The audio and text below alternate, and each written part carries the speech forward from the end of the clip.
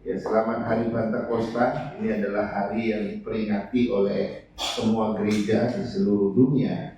Hari turunnya Roh Kudus, gitu ya. Nah, saudara, saya ingin membaca satu bagian dari firman Tuhan untuk kita. Saya saja yang membaca karena agak panjang ya, nggak apa-apa.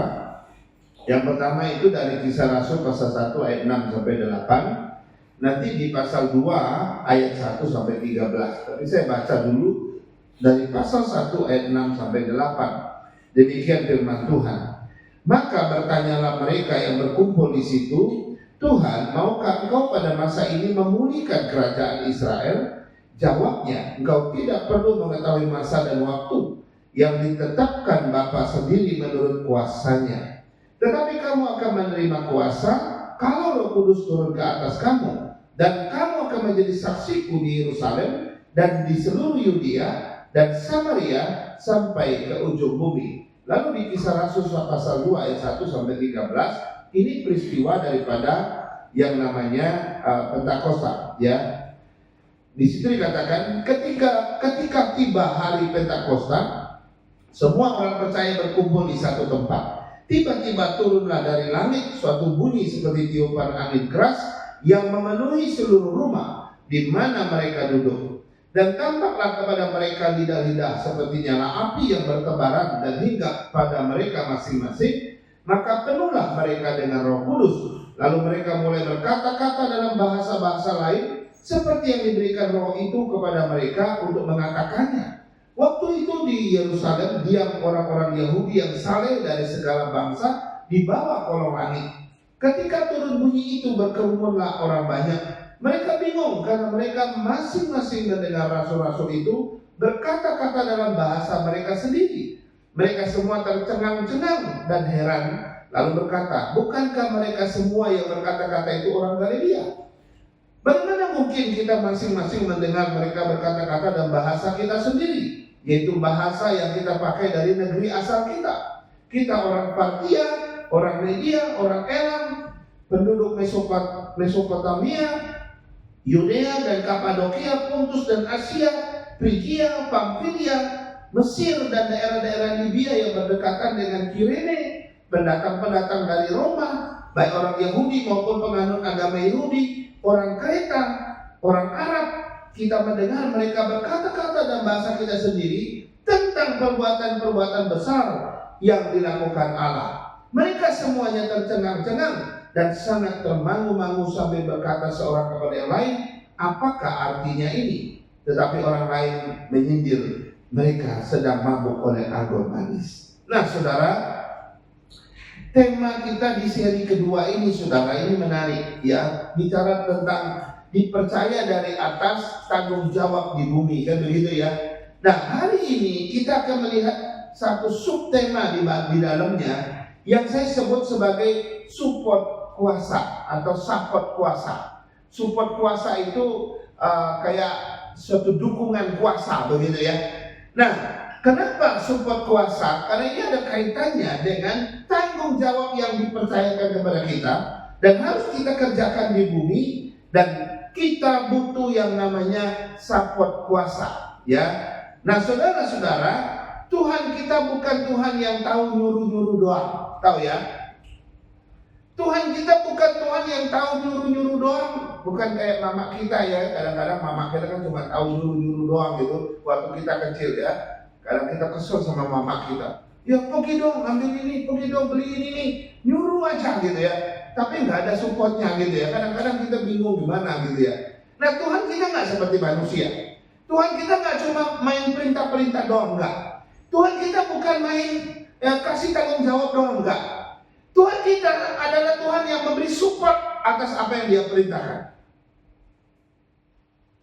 Tuhan kita adalah Tuhan yang memberi dukungan penuh atas apa yang Dia suruh. Dan Tuhan kita adalah Tuhan yang terlibat langsung terhadap tanggung jawab yang Dia berikan buat kita. Itu Tuhan kita. Dia bukan Tuhan yang sekedar nyuruh-nyuruh, perintah-perintah doang lalu angkat tangan. Pokoknya ada masalah, ada kesulitan, atasi sendiri. Aku gak mau tahu. Tuhan bukan begitu. Tapi Tuhan bilang, kamu akan jadi saksiku di Yerusalem, di Yudea, Samaria, sampai ke ujung bumi. Tanggung jawab ini aku berikan. Waktu Yesus mau naik, dia kasih amanat agung. Oke, semua itu dia berikan. Tapi setelah itu dia angkat tangan begitu? Enggak. Dia kasih satu support yang luar biasa, yang saya sebut dengan support kuasa. Nah, saudara-saudara, pertanyaannya adalah, support kuasa seperti apa sih yang Tuhan berikan kepada para murid ketika dia berikan tanggung jawab kepada mereka untuk menjadi saksi Kristus di dunia ini? Dia kasih satu support kuasa, dan support kuasa itu ada di dalam Kisah Rasul pasal 1 ayat 8. Tetapi kamu akan menerima kuasa kalau Roh Kudus turun ke atas kamu. Ini satu ayat yang menarik sekali. Tetapi kamu akan menerima kuasa kalau Roh Kudus turun ke atas kamu. Baru nanti dia bilang, kamu akan menjadi saksiku, dan seterusnya dan seterusnya. Jadi Yesus mengatakan di sini, para murid itu akan menerima support kuasa kalau Roh Kudus turun atas mereka. Tuhan akan berikan support kuasa kepada mereka. Baru nanti mereka akan melakukan tanggung jawab mereka. Itu Tuhan kita, saudara. Itu sebabnya Yesus waktu dia mau naik ke surga, ini menarik, saudara. Ia menyuruh mereka, jangan meninggalkan Yerusalem terlebih dahulu. Kalian harus tinggal dulu di Yerusalem. Jangan pergi-pergi dulu dari Yerusalem. Dan berapa lama mereka ada di situ? 10 hari. Dia tahan mereka untuk tetap di Yerusalem 10 hari dulu. Makanya disebut Pentakosta itu apa? Penta itu hari ke-50 maksudnya Pentakosta. Jadi Yesus itu dihitung dari Yesus bangkit. Waktu Yesus bangkit, 40 hari dia menampakkan diri. Oke? Setelah 40 hari dia naik ke surga kan? Sebelum dia naik ke surga, dia bilang jangan tinggalkan di Yerusalem dulu sampai Roh Kudus turun. Ternyata setelah 40 hari dia naik ke surga, plus 10 hari lagi Roh Kudus baru turun. Makanya hari ke-50, karena 40 plus 10 hari ke-50. Itu artinya Pentakosta. Nah, hari ke-50 inilah mereka terima yang namanya Roh Kudus itu atas mereka. Nah, ini yang saya sebut dengan support kuasa yang berasal dari Roh Kudus itu sendiri. Saudara, jadi di sini kita melihat ada semacam satu rangkaian kisah yang menarik ya. Detik-detik Tuhan Yesus mau naik ke surga, dia kasih amanat agung kepada para muridnya. Tanggung jawab di bawah. Dia akan naik ke atas, dia akan kasih tanggung jawab di bawah untuk menjadi saksi Kristus, gitu kan? Kemudian di pasal 8, ya dia mengingatkan mereka kembali tentang mereka akan menjadi saksinya di Yerusalem, Yudea, Samaria sampai ke ujung bumi. Dan hari yang ke-50 Tuhan bilang, aku memberikan kamu kuasa, support kuasa kalau Roh Kudus turun ke atas kamu. Hari yang ke-50 baru mereka terima. Nah, ini menarik ya. Karena itu pengertiannya apa artinya support kuasa. Saya ingin kita memahami apa itu support kuasa yang saya maksudkan, saudara. Yang pertama itu kata support itu berarti dukungan kan?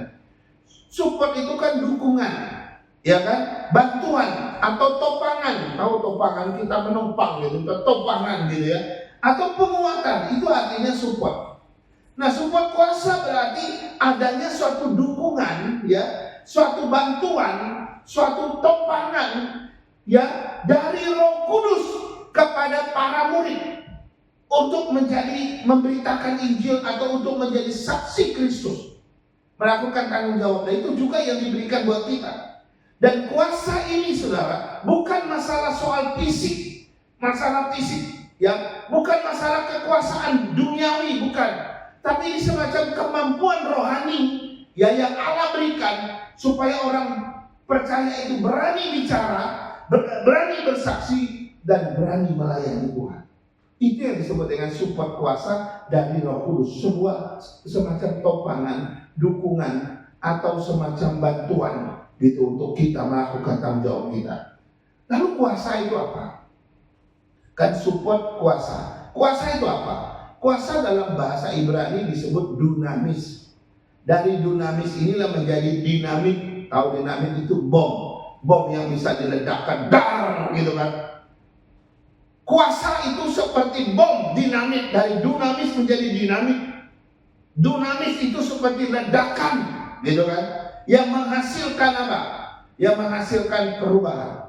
Nah, ini disebut, ini menggambarkan apa? Menggambarkan kuasa yang akan diberikan oleh Roh Kudus. Support kuasa itu seperti ledakan. Maka ada istilah ledakan penginjilan gitu. Ada istilah ledakan penginjilan. Ledakan penginjilan itu ya ketika orang bersama-sama memberitakan Injil, dampaknya seluruh dunia itu luar biasa. Ribuan orang bisa bertobat, ribuan orang bisa percaya Tuhan, sudah luar biasa. Nah, ini yang menarik. Nah, itu arti daripada support kuasa. Nah, selanjutnya kita akan melihat apa saja bentuk-bentuk support kuasa yang diberikan oleh Roh Kudus kepada para murid pada waktu itu, dan tentunya kepada kita sampai hari ini. Apa saja bentuk-bentuk daripada support kuasa dari Roh Kudus kepada kita atau kepada murid Kristus untuk menjadi saksinya, saudara? Ini yang menarik. Yang pertama adalah support kuasa itu akan memberi keberanian. Ini yang pertama. Support kuasa dari Roh Kudus itu akan memberikan keberanian. Dan itu dia memberikan keberanian kepada para murid. Saudara bayangkan, para murid sebelumnya itu mereka dalam kondisi ketakutan. Mereka sembunyi-sembunyi ketemu. Mereka masuk dalam satu rumah. Rumah itu dikunci rapat-rapat karena mereka begitu takut karena mereka melihat guru mereka disalibkan. Bayangkan mereka begitu takut, ya kan? Tapi tiba-tiba ketika mereka dipenuhi oleh Roh Kudus, mereka jadi berubah. Yang tadinya takut jadi berani, luar biasa. Yang tadinya berada di dalam rumah yang terkunci bersembunyi, sekarang berani menampakkan diri di depan muka umum untuk memberitakan Injil. Saudara melihat perubahan itu? Perubahan itu terjadi kenapa? Karena ada support kuasa dari Roh Kudus kepada mereka. Contohnya Petrus saja, kita ambil contoh Petrus. Petrus itu sebelumnya pernah menyangkal Yesus 3 kali kan. Hanya dalam waktu yang singkat 3 kali dia menyangkal Yesus sebelum ayam berkokok. Sebelumnya dia dengan keberanian, yang lain boleh pergi, aku akan tetap di sampingmu. Tuhan bilang, hati-hati, iblis sedang menampi kamu. Oh enggak, yang lain boleh pergi, aku akan membela kamu. Tapi begitu ditanya, kamu ini salah satu murid? Enggak, saya enggak kenal dia. Oh, kamu ini salah satu dari mereka? Sumpah saya enggak kenal dia. 3 kali. Tetapi coba lihat perubahan terjadi pada Petrus. Ketika dia menerima support kuasa dari Roh Kudus. Dia menerima Roh Kudus itu, dia ada support kuasa yang tadinya dia bisa pernah menyangkal Yesus 3 kali. Dia menjadi seorang yang pemberani. Pada hari Pentakosta itu, dia berkhotbah, 3.000 orang percaya. 3.000 orang itu percaya, bertobat, memberi diri dibaptis, luar biasa. Seandainya Petrus tidak menerima support kuasa dari Roh Kudus, saya tidak yakin dia berani berdiri di atas 3.000, di depan 3.000 orang. Orang dianya juga seorang yang sangat gagap, seorang yang sangat tidak berani kok pada akhirnya. Tapi kenapa dia tiba-tiba jadi pemberani kayak begini? Itu karena support kuasa yang dia terima dari Roh Kudus. Keberaniannya mencapai satu hasil yang luar biasa karena support kuasa yang luar biasa. Jadi Roh Kudus menolong orang percaya mengalahkan rasa takutnya.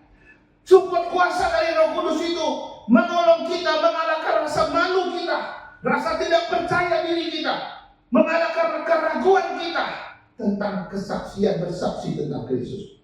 Itu sebabnya saudara, saat bersaksi jangan pernah mengandalkan diri sendiri. Saat bersaksi tentang Kristus, mintalah support kuasa dari Roh Kudus. Amin. Karena salah satu yang pertama, support kuasa dari Roh Kudus itu akan memberikan keberanian kepada.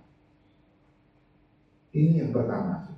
Yang kedua, bentuk apa ya roh Bapak artinya daripada support kuasa? Support kuasa itu akan memberikan kemampuan untuk berbicara. Ini yang kedua. Tadi kan keberanian. Bentuk yang diberikan oleh support kuasa Roh Kudus kepada kita adalah dia akan memberikan juga kemampuan bicara. Saudara, tidak semua orang pandai berbicara kan?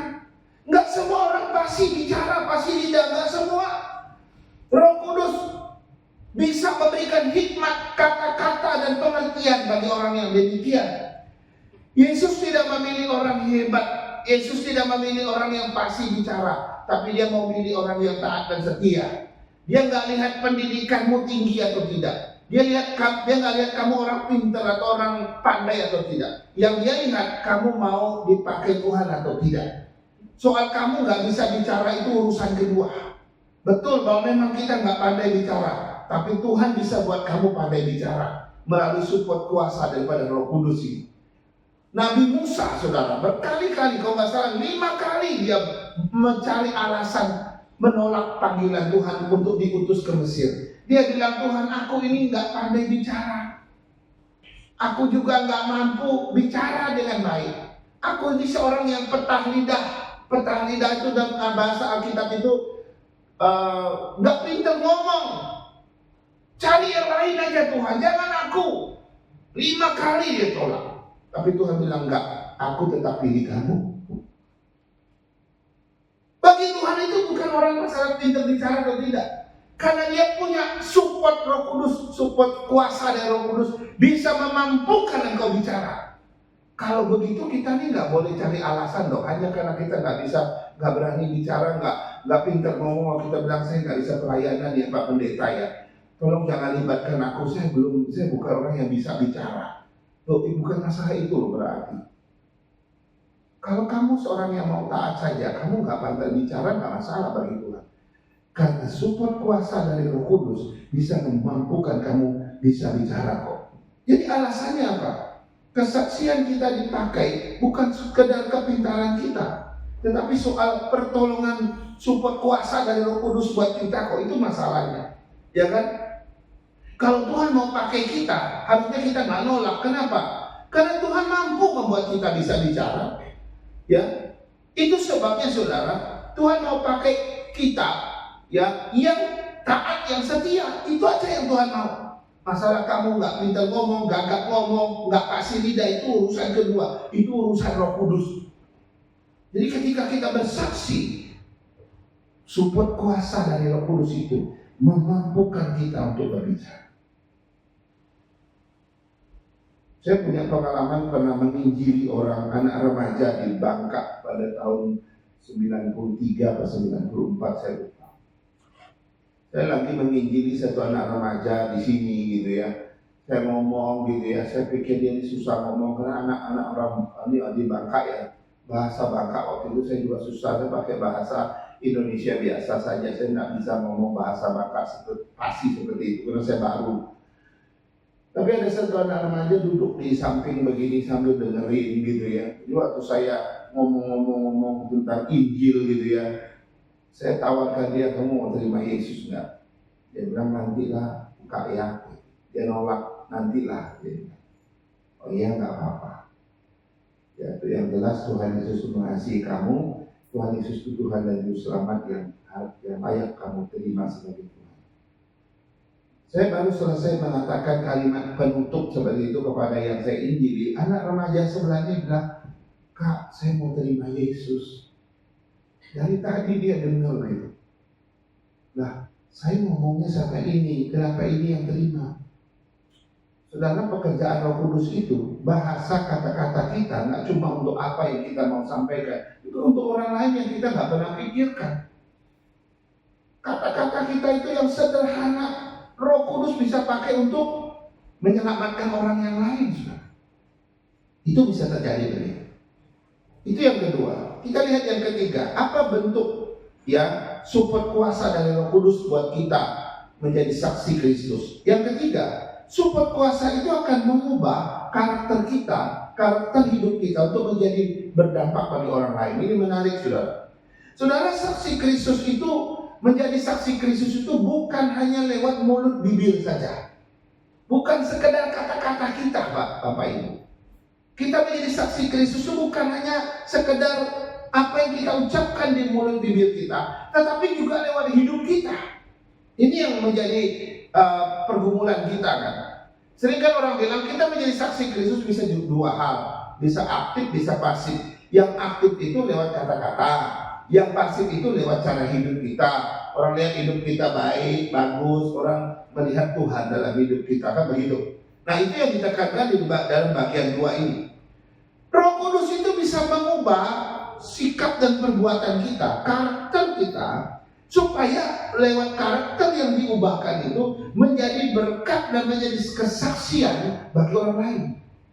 Saudara, ya, support kuasa Roh Kudus itu menolong orang percaya hidup apa? Pertama, dia menolong kita untuk hidup kudus, dia menolong kita untuk mengasihi, dia menolong kita untuk sabar dalam segala hal, dia menolong kita untuk setia, rendah hati, hidup dalam kebaikan, kan begitu kan?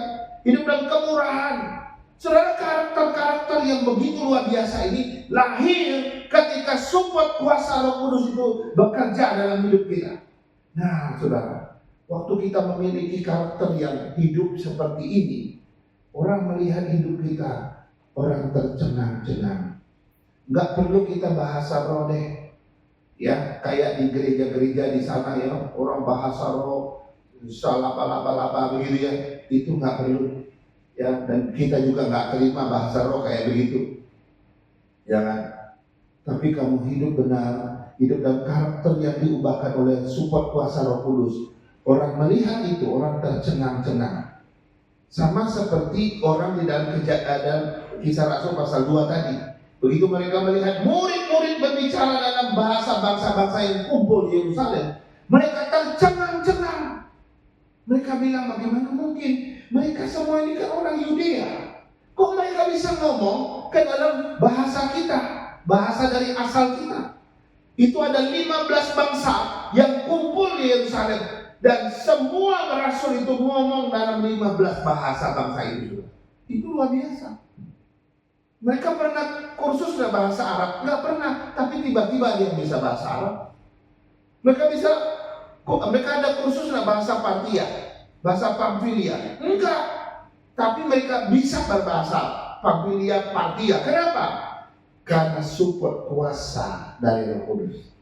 Dan setelah itu memang mereka nggak pernah lagi bisa bahasa itu. Itu hanya sekali untuk memberitakan Injil. Jadi kita memberitakan Injil nggak cuma kata-kata, tapi hidup kita sebenarnya, melalui sikap hidup kita. Yang keempat, bentuk yang keempat, bagaimana Roh Kudus, support kuasa dari Roh Kudus memberi kita bantuan gitu ya, topangan. Yang keempat adalah support kuasa itu akan memberikan ketahanan dalam penderitaan. Support kuasa dari Roh Kudus itu akan memberikan ketahanan dan dalam penderitaan dan kesulitan apapun, saudara. Saudara menjadi saksi Kristus itu selalu akan menghadapi yang namanya penolakan, ejekan, ya kan, kekerasan, penderitaan. Saudara, hari-hari ini kita melihat banyak gereja yang ditutup, yang nggak dibolehin ibadah, bahkan banyak yang mengalami kekerasan, dan banyak orang Kristen juga yang dipenjara hari ini gara-gara dituduh kena penistaan agama, padahal dia sedang menjelaskan pembelaan imannya, tapi dibilang kamu menista agama, ya kan? Sampai orang jual bakmi babi pun di demo, ya kan? Lalu dia mau ditutup, suruh pemerintah cabut izinnya. Wah, saudara, menjadi saksi Kristus itu dimusuhi oleh dunia ini. Nggak enak, ditolak. Tapi saya mau kasih tahu, orang-orang yang teraniaya ini, orang-orang yang mengalami kekerasan ini, bahkan di penjara demi Kristus ini, coba kita lihat, mereka tenang-tenang saja, damai-damai saja. Mereka bisa terima itu sebagai pikul salib, konsekuensi dari iman mereka kepada Kristus. Bahkan mereka anggap itu sebagai pikul salib yang harus mereka pikul. Sampai orang-orang, orang-orang yang memenjarakan mereka, orang-orang yang menganiaya mereka, heran-heran. Kenapa orang Kristen begitu tahan dalam penderitaan? Kenapa orang Kristen begitu tenang di tengah-tengah badai yang begitu luar biasa? Mereka lupa satu hal, bahwa orang Kristen punya yang namanya support kuasa dari Roh Kudus.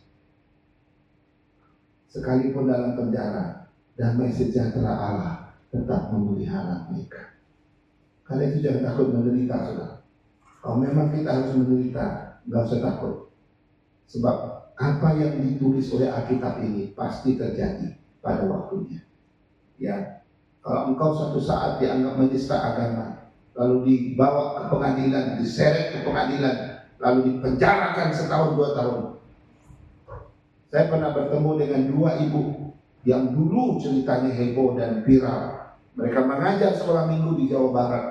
Lalu keduanya dianggap mengkristenisasi orang-orang di situ. Lalu mereka ditangkap pada waktu ngajar sekolah minggu dan dipenjarakan kalau nggak salah 2 tahun. Waktu saya ikut satu seminar di Jogja di daerah Gunung Merapi di atas ketinggian itu tentang materinya tentang hal yang ada kaitannya dengan itu. 2 ibu tuh hadir. Mereka cerita, awalnya mereka memang stres katanya. Awalnya mereka bertanya-tanya pada Tuhan, kenapa Tuhan? Kami melayani dengan baik kok. Kenapa kau tidak melindungi kami? Kenapa kau izinkan kami ditangkap lalu masuk ke dalam penjara? 2 ibu sudah. Tidak mudah terpisah dari anak-anak, terpisah dari suami, terpisah dari keluarga mereka. Ngajar anak-anak di luar, lalu ditangkap di situ. Tapi setelah beberapa waktu mereka menjalani itu, ada damai sejahtera dalam hati mereka. Dan mereka justru sangat bersyukur bisa berada di penjara. Karena di dalam penjara itu selama 2 tahun, mereka bersaksi dari wanita yang satu ke wanita yang lain. Mereka ada di dalam di tempat sel wanita. Dan banyak yang percaya Tuhan. Dan ini kisah yang sering kita dengarkan. Kayak zaman Yusuf Roni kita sering dengar begini. Dan siapapun, kayak Kainama sekarang juga masuk. Dia juga bicara bagaimana dia memberitakan Injil di penjara. Nah, kenapa saudara? Ada damai sejahtera yang memelihara. Ini support kuasa dari Roh Kudus. Karena itu saudara kita yang belum masuk penjara, jangan bilang amin demo saya jangan sampai masuk ya. Jangan bilang begitu. Kita yang belum masuk penjara, kita bersyukur. Tapi kalau suatu saat Tuhan izinkan kau masuk penjara karena pikul salib Kristus, ingat, support kuasa dari Roh Kudus pasti akan memelihara. Amin saudara. Amin. Dia akan memberikan ketahanan dalam penderitaan yang kita alami. Ini yang terjadi saudara. Jadi orang yang menderita hari ini demi Kristus, kita nggak usah khawatir mereka. Tuhan pasti pelihara mereka. Walaupun kadang mereka muncul di kamera, ada bengkak di sini gitu ya. Tapi kita percaya Tuhan tetap pelihara. Yang kelima, support yang kelima adalah support kuasa itu akan menghasilkan buah pelayanan. Saudara, pertobatan jiwa dan perubahan hidup manusia bukan hasil kemampuan kita sebagai manusia, bukan. Tapi itu adalah hasil daripada support kuasa Roh Kudus. Roh Kuduslah satu-satunya yang bisa menjamah hati orang, yang bisa menyadarkan orang dari dosanya. Ya, hanya support kuasa yang bisa menyentuh, menemplak hati seseorang yang keras, yang menjadi lembut kemudian yang bisa membawa orang kepada Kristus, hanya Roh Kudus. Bukan karena fasilitas kita. Karena itu saudara, pelayanan yang efektif dalam penginjilan itu adalah pelayanan yang disertai dengan support kuasa Roh Kudus ini saudara. Dan kita bergantung hanya pada itu, bukan pada kehebatan kita. Sebagai kesimpulan, support kuasa yang terdapat di dalam Kisah Rasul 1 ayat 8 tadi adalah pertolongan, kemampuan, keberanian, dan kekuatan dari Roh Kudus yang memampukan orang percaya menjalankan tanggung jawabnya sebagai saksi Kristus yang efektif dan setia. Itu kita. Kalau di Sentul kemarin kita udah belajar, waktu Yesus naik ke surga, bukan berarti pekerjaannya di bumi sudah selesai. Enggak. Waktu dia naik ke surga, dia percayakan tanggung jawab kepada kita di bumi. Dan itu harus kita kerjakan. Dan dia tidak hanya nyuruh kerjakan, tapi dia juga kasih support kuasa 10 hari setelah itu, yaitu support kuasa dari Roh Kudus. Dengan demikian kita punya kemampuan, topangan, dukungan dari Tuhan secara langsung untuk mengerjakan tanggung jawab saya, untuk mengerjakan tanggung jawab setiap kita di hadapan Dia. Berikut kita mau melihat saudara, ada sesuatu yang menarik untuk diperhatikan. Saya membawa kita untuk berandai-andai, begitu ya. Bagaimana kalau seandainya tidak ada support kuasa dari Roh Kudus? Kira-kira apa yang terjadi dengan tanggung jawab saya dan saudara menjadi saksi Kristus? Apa yang terjadi? Kira-kira Seandainya tidak ada support kuasa dari Roh Kudus, ya, bagaimana Kisah Rasul 1 ayat 8 ini? Kira-kira mungkinkah kita bisa mengerjakan tanggung jawab kita sebagai saksi Kristus kalau tidak ada support kuasa dari Roh Kudus? Ayat 1 Kisah Rasul 1 ayat 8 itu mungkin nggak kita kerjakan? Tuhan bilang di situ, kamu akan menjadi saksiku di Yerusalem, Yudea, Samaria sampai ke ujung bumi. Mungkinkah kita akan menjadi saksi Kristus di Yerusalem, Yudea, Samaria sampai ke ujung bumi kalau tidak ada support kuasa? Mungkin. Saya nggak tahu. Ini berandai-andai gitu ya. Tapi jawabannya tegas. Jawabannya adalah kita tidak mungkin sanggup tanpa support kuasa dari Roh Kudus. Nggak mungkin. Kau nggak mungkin jadi saksi Kristus kalau nggak ada support kuasa dari Roh Kudus. Kau nggak mungkin mengerjakan tanggung jawabmu menjadi saksi Kristus di Yerusalem, Yudea, Samaria sampai ke ujung bumi. Nggak mungkin kalau tanpa kuasa Roh Kudus atau support kuasa Roh Kudus. Karena itu, saudara, ada beberapa alasan kenapa kita tidak sanggup menjalankan tanggung jawab kita tanpa support kuasa Roh Kudus ini. Apa alasannya? Pertama, karena manusia itu terbatas dan lemah. Manusia itu terbatas dan lemah. Kalau kita lihat para murid Yesus ya Bapak Ibu ya, mereka pun pernah takut, mereka pernah bingung, pernah putus asa, pernah merasa gagal setelah Yesus mati. Mereka kembali menjadi nelayan kok. Petrus sendiri pernah menyangkal Yesus tadi, yang saya sampaikan tadi. Kemudian murid-murid bersembunyi. Semua fakta ini apa? Semua fakta ini menunjukkan bahwa kita nggak sanggup menjadi saksi Kristus kalau tidak dapat support kuasa dari Roh Kudus. Karena kita lemah dan terbatas. Jadi hari ini Bapak Ibu, kalau kita belum mendapatkan support kuasa dari Roh Kudus, boro-boro mau ngomong soal tanggung jawab, nggak usah. Karena kita nggak mungkin. Kita ini manusia lemah dan terbatas. Kan itu sebagai umat Kristen gitu ya. Kalau kita mau menjalankan tanggung jawab ini, pastikan kita sudah dapat Roh Kudus, support kuasa dari Roh Kudus itu. Yang kedua, alasannya adalah karena kesaksian Kristen itu bukan hanya kata-kata. Ini alasan kedua. Kenapa kita nggak mampu kalau seandainya tidak ada support kuasa dari Roh Kudus, kita nggak mungkin bisa menjalankan tanggung jawab kita. Alasan kedua, karena kesaksian Kristen kita itu bukan hanya kata-kata. Saudara, bersaksi tentang Kristus itu bukan sekedar kata-kata manusia kan? Di balik kata-kata kita itu mestinya ada yang namanya kuasa. Kalau cuma kata-kata, semua orang bisa berkata-kata. Kalau cuma soal bicara, soal cuma ngomong, semua orang bisa ngomong, semua orang bisa bicara. Mama, saudara kita Muslim pun bisa mengomentari ayat Alkitab, ayat demi ayat Alkitab kita. Mereka bisa berkata-kata tentang ayat Alkitab kita, bisa. Kalau cuma kata-kata, mereka juga bisa. Tetapi apakah termasuk dalam kategori bersaksi yang benar bagi Tuhan? Enggak. Bersaksi bagi Kristus bukan sebatas kata-kata. Di balik kata-kata itu ada kuasa, mengandung support kuasa dari Roh Kudus. Alias kata-kata kita hanyalah kata-kata yang kosong jika tanpa support kuasa Roh Kudus.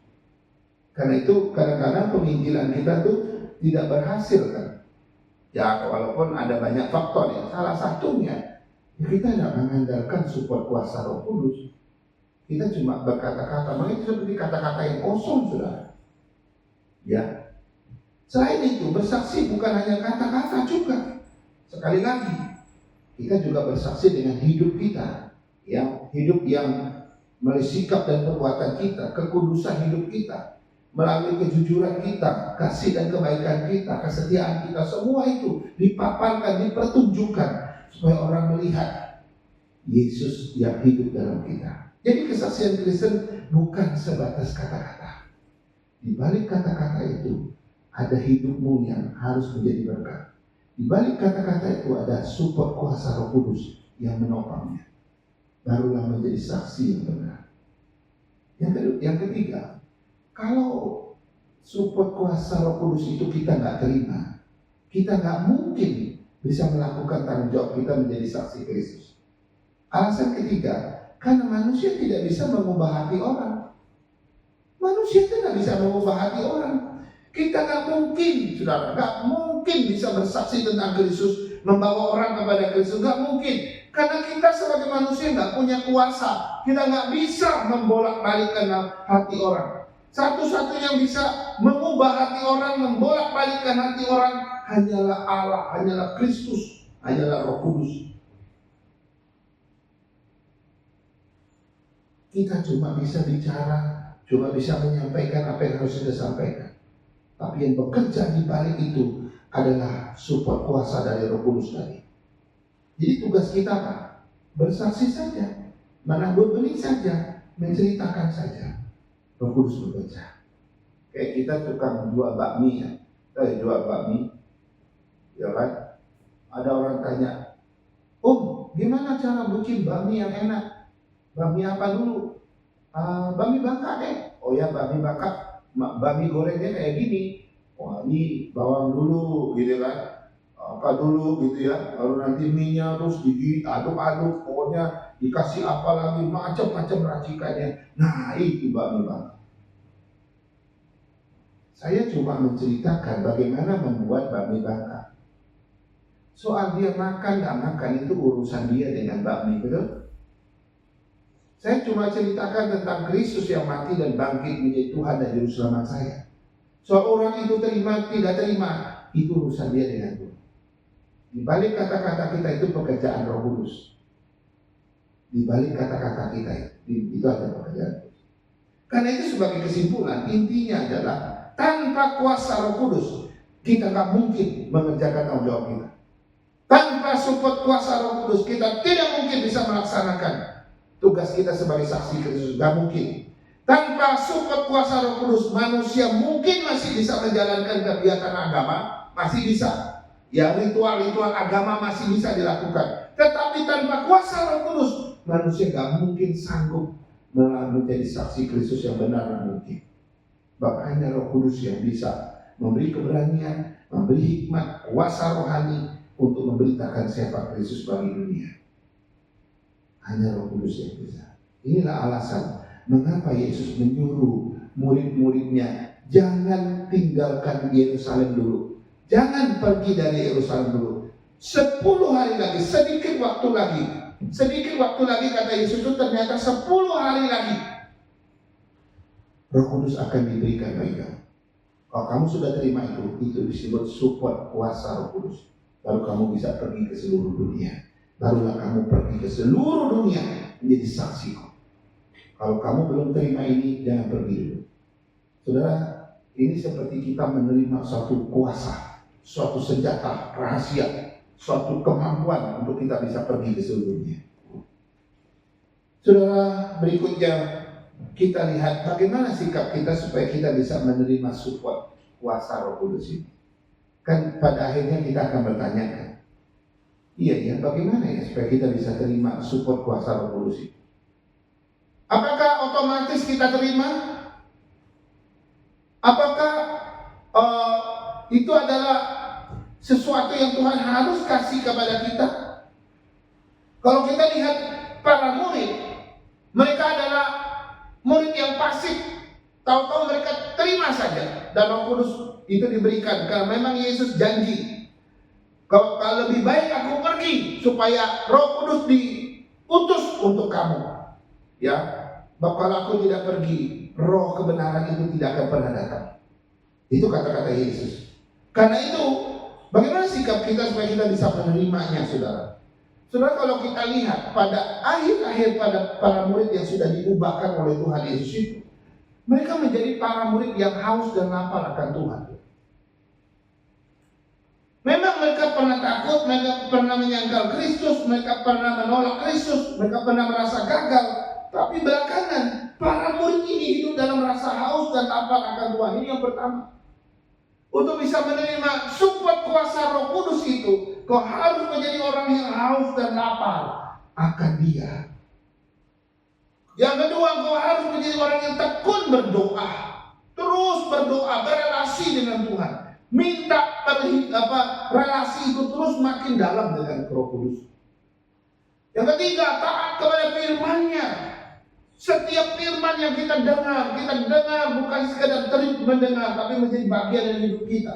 Ingat, di dalam sejarah firman Tuhan, saudara, Roh Kudus dan firman Tuhan ini dua hal yang selalu bekerja sama.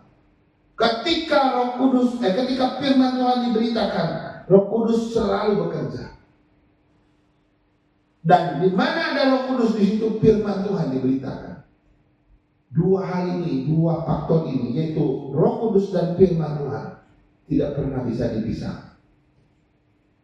Karena itu taat firman dan kita taat Roh Kudus, sudah. Karena Dia yang memberitakan pada hati kita. Kita harus menjadi orang yang rendah hati. Kita kalau sombong nggak bisa, saudara. Kita kalau rendah hati, yang rendah hati inilah yang Tuhan cari untuk dipenuhi dengan Roh Kudus. Kita harus hidup dalam kesucian, hidup dalam kekudusan. Hidup dalam kesucian dan kekudusan salah satu syarat paling tinggi untuk menerima support kuasa dari Roh Kudus. Kalau Dia adalah Roh yang kudus, karena itu hidupmu juga harus kudus. Bersedia dipimpin oleh Roh Kudus. Banyak orang nggak bersedia dipimpin Roh Kudus. Roh Kudus bilang, udah saya bawa kamu ke Papua. Ya, kita harus ke Papua. Udah saya utus kamu ke Timur Tengah, kita harus ke Timur Tengah. Saya panggil kamu harus ke Korea Utara, ya sudah kamu harus pergi ke Korea Utara. Itu orang yang siap dipimpin oleh Roh Kudus. Berani melangkah karena iman, dia percaya. Walaupun mungkin dia belum melihat dengan jelas, sama seperti Abraham. Itu adalah orang-orang yang menerima support kuasa dari Roh Kudus dan memiliki hati yang ingin selalu memuliakan Kristus. Karena Roh Kudus bekerja dalam hati kita. Salah satu tujuannya supaya engkau memuliakan Kristus dalam hidupmu. Tetapi saudara, saya mau akhiri khotbah ini.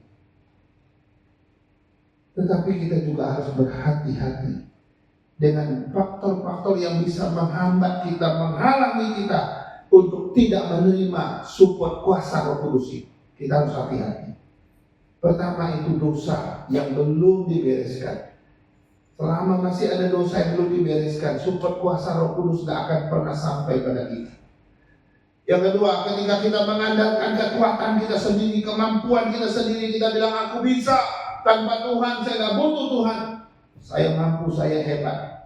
Ketika kau mengatakan demikian, support kuasa Roh Kudus menjadi pasif atas diri kita.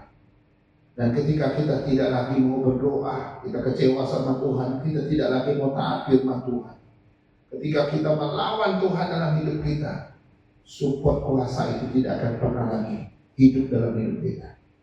Ketika manusia takut kepada manusia lebih daripada Tuhan, ya, ini juga menghalangi kita untuk tidak terima support kuasa Roh Kudus.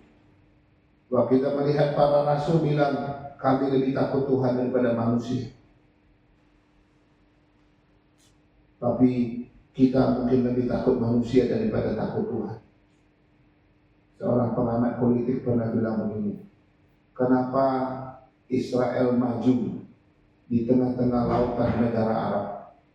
Karena dia takut terhadap negara-negara Arab, sehingga dia memacu dirinya untuk berkembang, sehingga dia banyak maju. Tapi Indonesia, kenapa Indonesia nggak maju-maju? Karena Tuhan pun Indonesia nggak takut. Tuhan pun Indonesia nggak takut, makanya nggak maju-maju. Israel maju karena ditakut lautan Arab, bangsa lautan Arab itu dia harus unggul. Karena itu memacu dia untuk maju. Tapi orang yang nggak takut Tuhan pun juga diharapkan maju, nggak mungkin maju. Kata dia bilang begitu. Hati yang keras yang tidak mau dibentuk Tuhan, gak mungkin menerima yang namanya kuasa atau support kuasa ini. Dan kita mungkin terlalu mengasihi dunia ini dan kita tidak lagi mengasihi Tuhan. Dan tidak percaya, bahkan meragukan Roh Kudus itu sendiri, kita juga tidak akan pernah bisa menerima support kuasa Roh Kudus itu. Dan yang terakhir ini yang paling mengerikan. Ketika kesombongan rohani ada pada kita, Bapak Ibu, support kuasa Roh Kudus itu tidak akan pernah menjadi milik kita. Banyak orang sombong secara rohani. Dia rasa sombong, dia rasa sangat diperlukan oleh Tuhan. Dia merasa pokoknya tanpa saya tidak ada apa-apanya gereja ini gitu ya. Oh, dia merasa hidup dia yang paling dipakai Tuhan. Dia sombong rohani. Saudara, waktu kesombongan inilah Roh Kudus tidak bisa bekerja. Karena itu hati-hati dengan kesombongan rohani. Dan di sini kita akhirnya bersyukur ya. Hari yang bersejarah ini kita merenungkan. Kita berterima kasih kepada Tuhan. Karena Tuhan memberi kita satu support kuasa dari Roh Kudus. Dan support kuasa Roh Kudus ini diberikan supaya kau bisa menjadi saksi Kristus di Yerusalem, Yudea, Samaria sampai ke ujung bumi. Support kuasa ini diberikan oleh Kristus, oleh Roh Kudus supaya kau mengerjakan amanat agung Tuhan Yesus. Support kuasa ini diberikan oleh Tuhan supaya kau bisa mengerjakan tanggung jawabmu yang dipercayakan dari atas, itu mengerjakan pekerjaan Kristus sampai di hadapan. Mari kita berdoa. Tuhan, terima kasih. Kami diingatkan sekali lagi tentang apa yang terjadi 2000 tahun yang lalu, yang terjadi di Kisah Rasul pasal 2 ayat 1 sampai 13, yaitu hari Pentakosta, turunnya Roh Kudus, dan itu juga tanda support kuasa Roh Kudus bagi para murid, para rasul, para pengikutmu, dan sampai pada kami hari ini. Tuhan, tanggung jawab yang kau percayakan kepada kami tidak mungkin kami kerjakan tanpa support kuasa ini.